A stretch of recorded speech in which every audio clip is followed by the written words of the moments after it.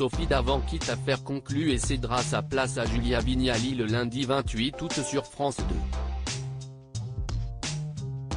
2. L'animatrice historique de l'émission livre ses impressions sur sa successeur. Une passation de pouvoir, une chose rare à la télévision. À la rentrée, il faudra se tourner du côté de France 2 pour assister à une transition en bonne et due forme entre Sophie Davant et Julie Vignali. Le lundi 28 août, les deux femmes se retrouveront pour échanger les clés de la maison Affaires conclues. La première, dans l'incapacité de concilier la présentation de l'émission d'enchères et celle de Sophie et les copains sur Europe 1, offre donc à l'ancienne animatrice de Télématin un nouveau challenge.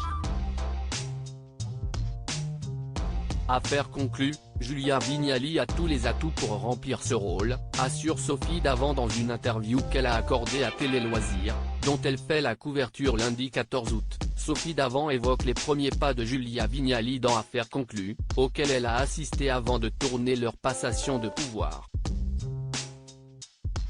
Elle s'est glissée dans mes chaussons. Je l'ai trouvée très souriante et je pense qu'elle a tous les atouts pour remplir ce rôle. Elle sera différente, elle aura cette fraîcheur que je n'aille plus forcément face aux objets. Tout ça est très positif pour l'émission. Si est une manière de donner un second souffle, je ne me fais pas de soucis pour la suite, sourit celle qui est récemment devenue sexagénaire.